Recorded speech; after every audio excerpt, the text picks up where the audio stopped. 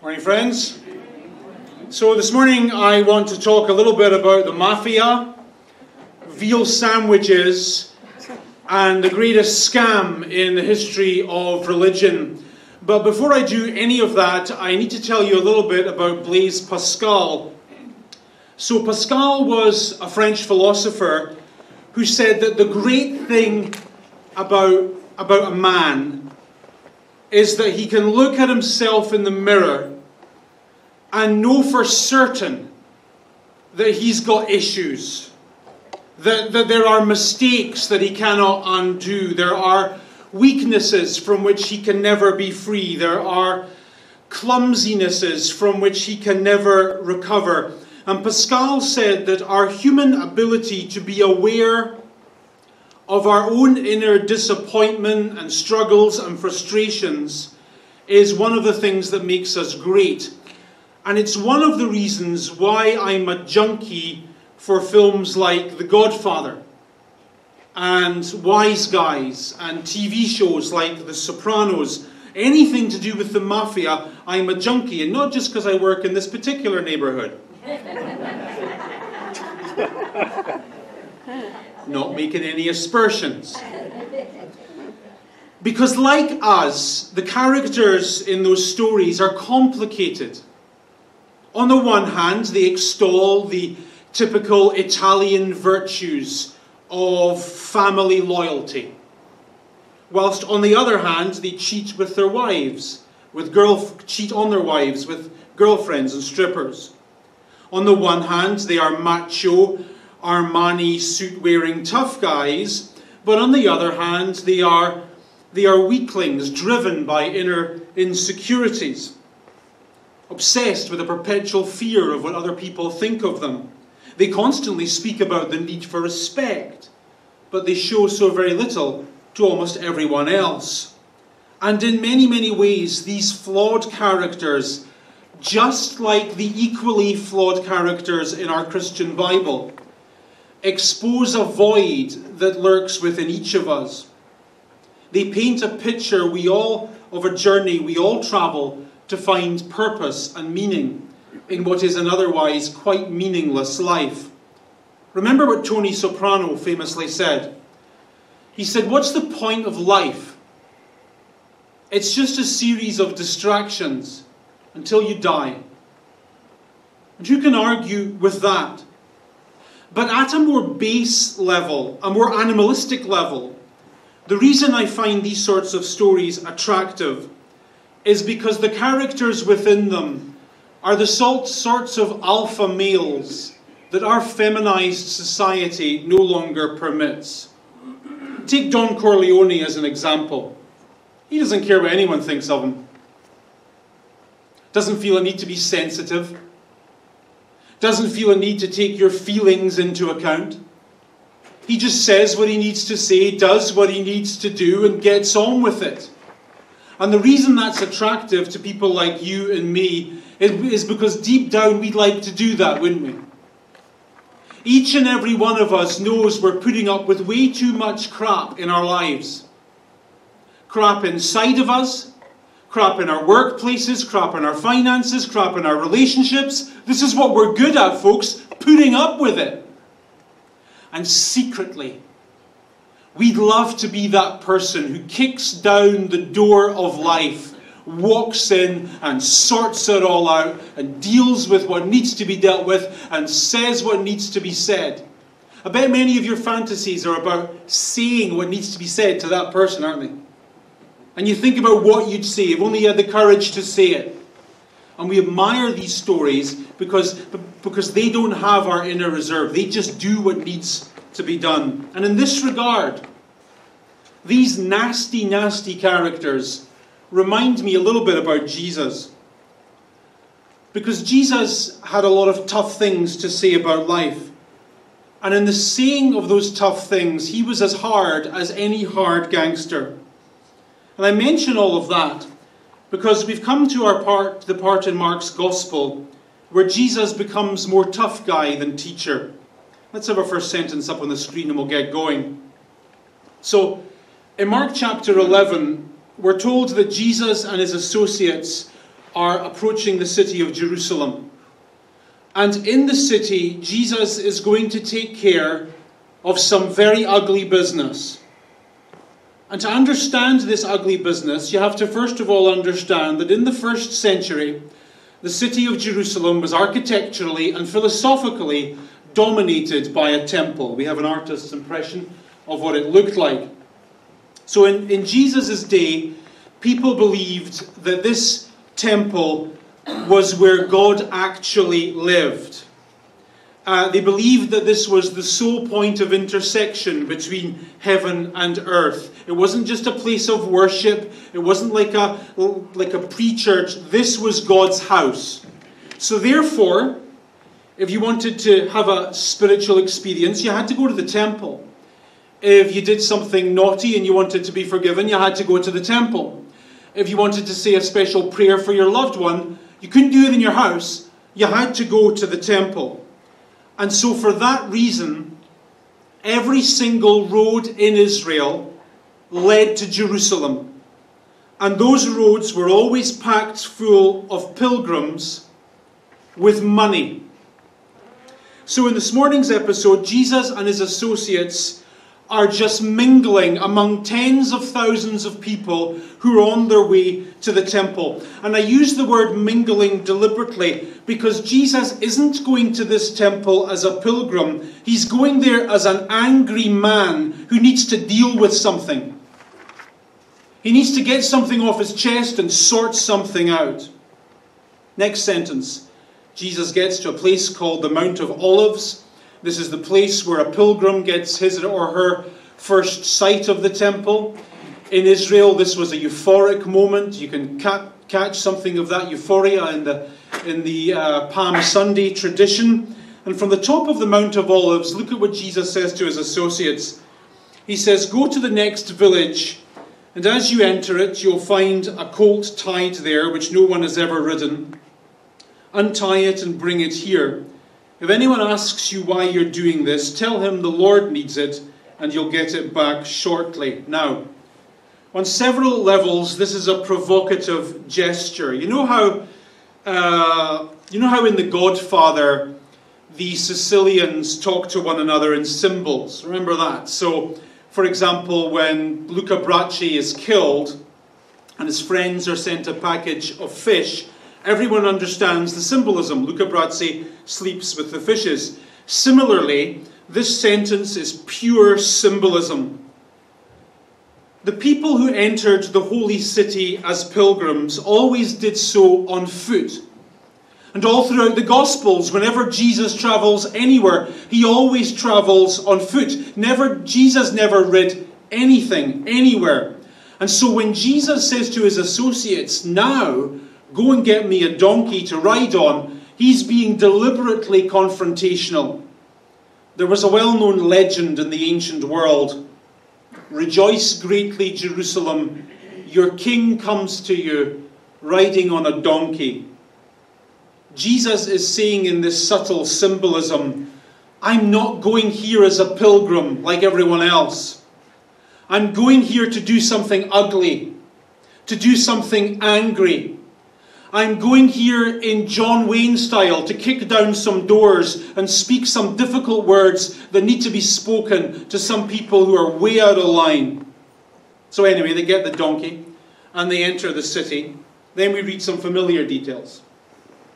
People spread their cloaks on the ground. People spread branches they cut in the fields. Those who went ahead and followed cried out, "Hosanna! Blessed is he who comes in the name of the Lord.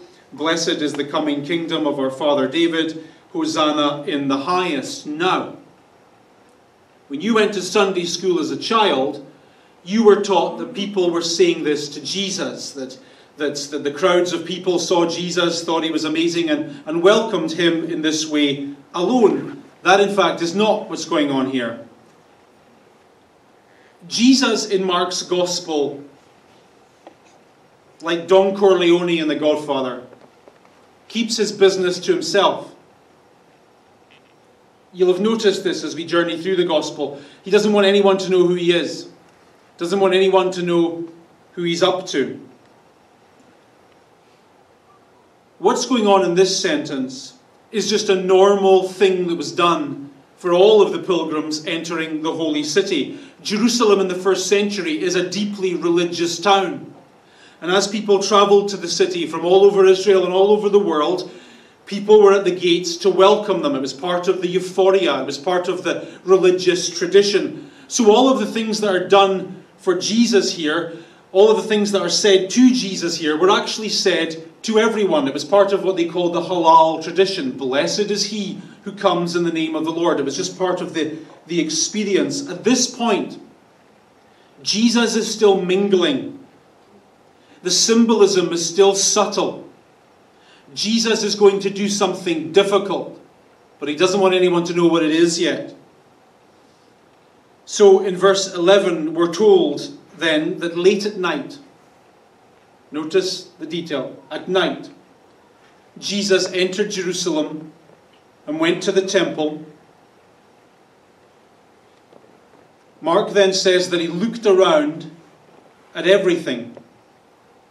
And the Greek phrase looked around that Mark uses is the same phrase that Mark might have used to describe what a bank robber did the day before a bank robbery.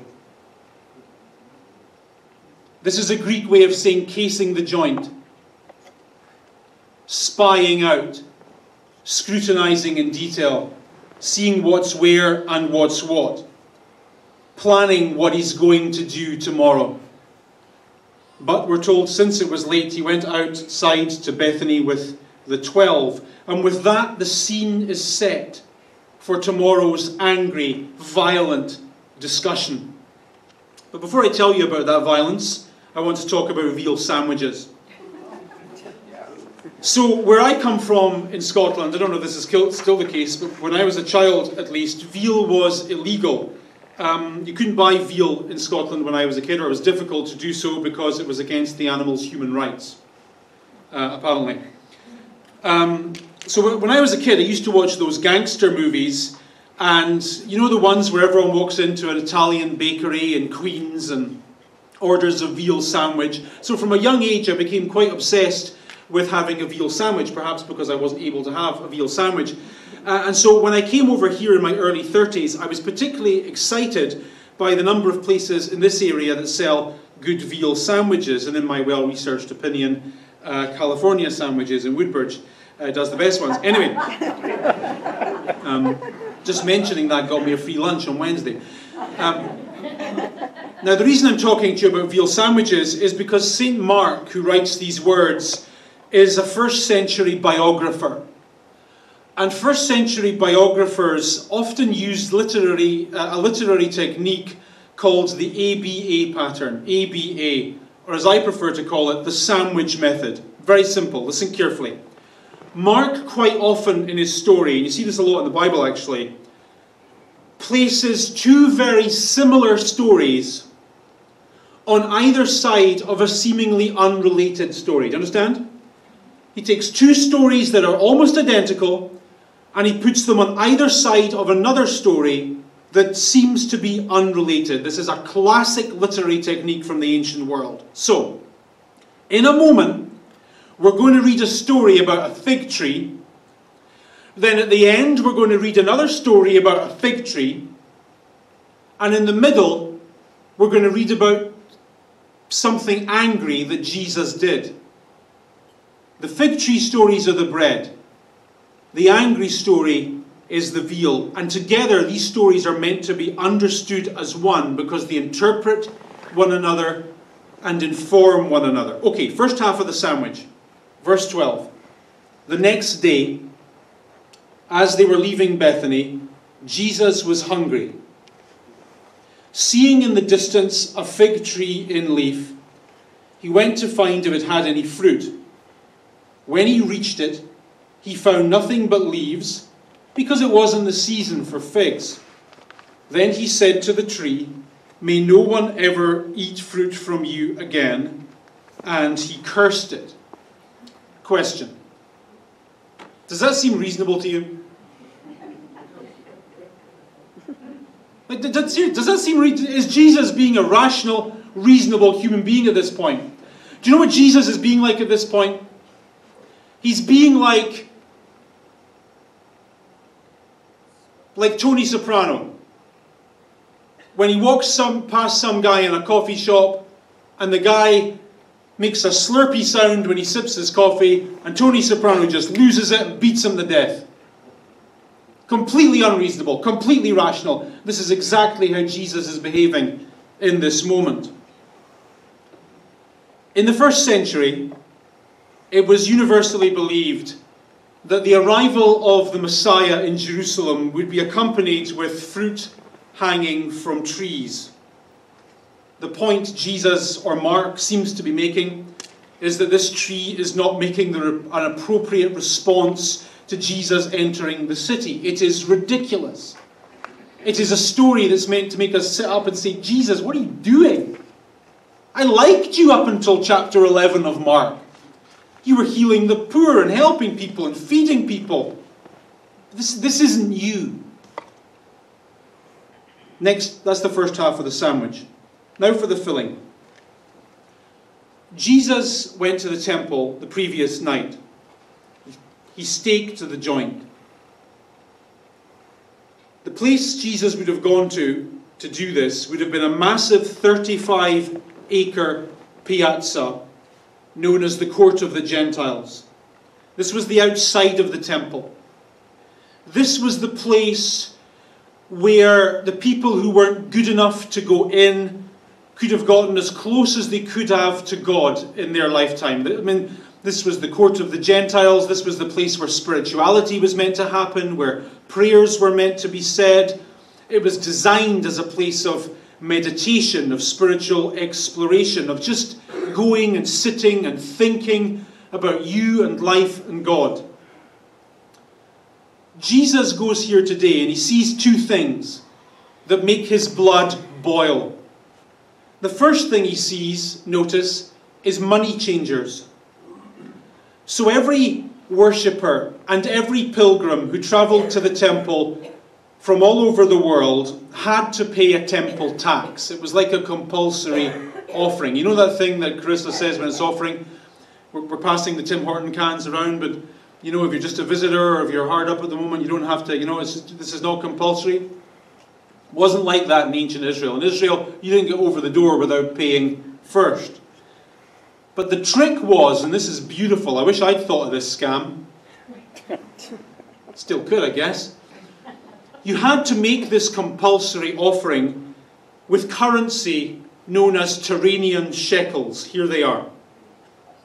Okay? Tyrrhenian shekels could only be exchanged in the temple in Jerusalem. They weren't in circulation in any other part of the world.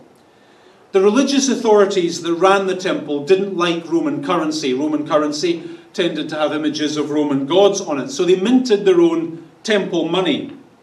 And the only place in Jerusalem where you could get a supply of Tyrrhenian shekels was in the temple. So what that meant was worshippers and pilgrims had to travel from all over Israel. They got to the front of the temple, and before they made their offering in Tyrrhenian shekels, they had to exchange their Roman currency for Tyrrhenian shekels. And the exchange rates, see where this is going? Always in favour of the house.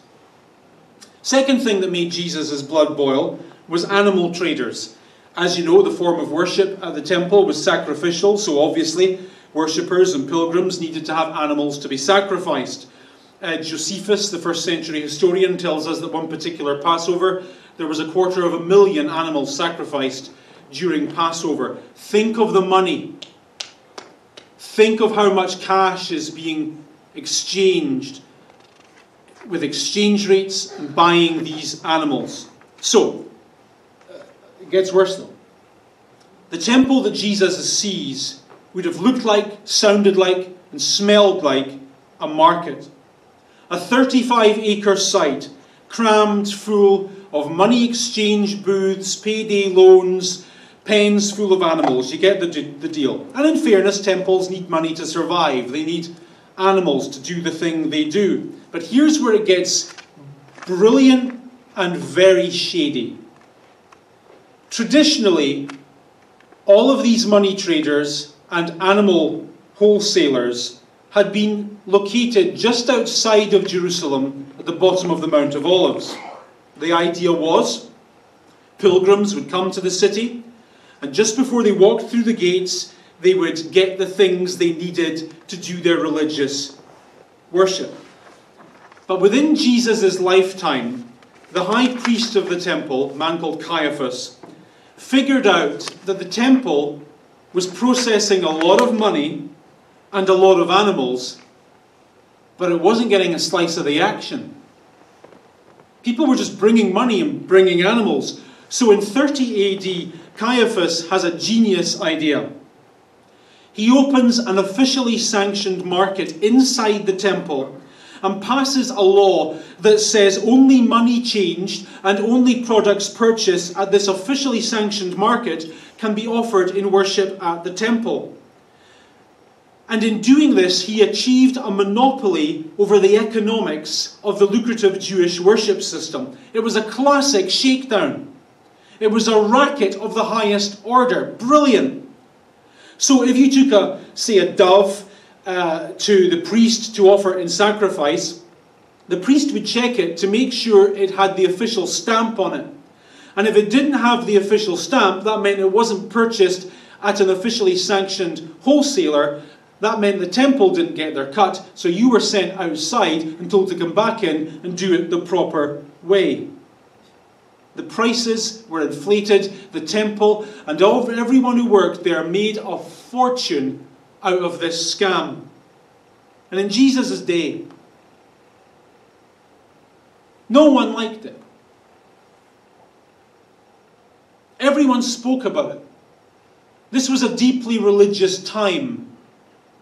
And in every coffee shop, around every kitchen table, everyone spoke about how wrong this was. How inflated the prices were. You could buy a sheep for $10 outside the city, but in the temple they're $50. Are you kidding me? It was like gas prices in Ontario. Everyone was going on about it. But no one had the courage to say what needed to be said. To do what needed to be done. They complained about life, but didn't stand up to it. Let's step outside of the Bible for a minute and step inside our lives. Isn't that just us often? How often do we spend time complaining about where we're at and how we're feeling and what we're going through and all that stuff? And if we spend half as much time just doing something about it as we do complaining about it, maybe we'd be better off and happier and healthier. Sorry. Enter Jesus. Not Jesus the nice, not Jesus the sweet, but Jesus whose last name ends in a vowel now. That Jesus. Jesus walks into this scene in verses 15 and 16. We are to believe that he goes completely ballistic. And the imagery here of Jesus is one of deliberate aggression. I think the words above my head actually mention Jesus with a whip. What? This is like Joe Pesci in Wise Guys walking into a bar and sorting someone out with a baseball bat. That's this Jesus. He enters the temple area, Mark says, and begins driving out those who were buying and selling there, overturning tables and the benches of those selling doves. Doves, by the way, were the cheapest animals you could buy. They were the offerings reserved for the poor. You want to annoy God? Rip off the poor. And then he says he would not allow anyone to carry merchandise through the temple courts. Jesus in this sentence is red-faced. The veins on his neck are bulging. He's actually walking up to people, going about their business and violently stopping them. Little wonder we read then in verse 18 that the chief priests and teachers of the law heard this and began to look for a way to kill him. Why do you think from a human level Jesus had to die? You think it was because he was saying something theologically different? Get real. This is why. They were making money, hand over fist. And Jesus was upsetting the apple cart, getting in their way, breaking up their scam. And vitally, we read in this sentence, the crowd were listening. We are to imagine cheering. Finally, someone had the courage to do what needed to be done. And those who are making millions off this system are watching the success Jesus has in this angry moment, and they are terrified. If this takes hold, our money's gone. So that's the meat of the sandwich. Then we get to the second bit of bread, back to fig trees. In the morning, as they went along, they saw the fig tree withered from the roots. Peter remembered and said to Jesus, "Look, the fig tree you cursed has withered." In other words, Jesus, I get it now. I get the brutal, almost Sicilian symbolism of what just happened.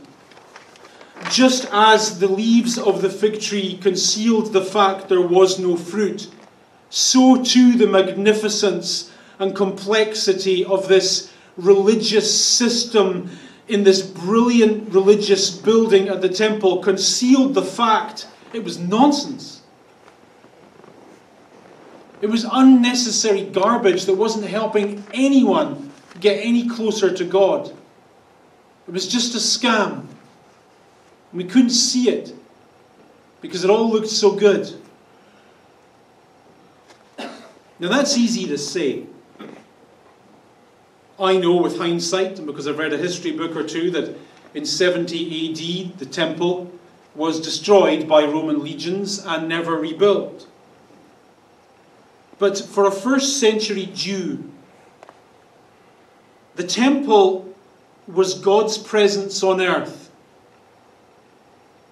Therefore, one could not speak ill of the temple, as Jesus is so brutally doing in this story, without causing a crisis of faith.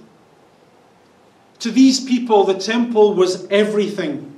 God was there, forgiveness was there, faith was there, guidance was there, truth was there. And for Jesus to speak so damningly of the temple was inconceivable to them, because if there was no temple, then where would God live? Where would they find forgiveness and truth and wisdom? How could they experience the things of faith if their faith was templeless? It's the John Lennon question. That's what this story raises.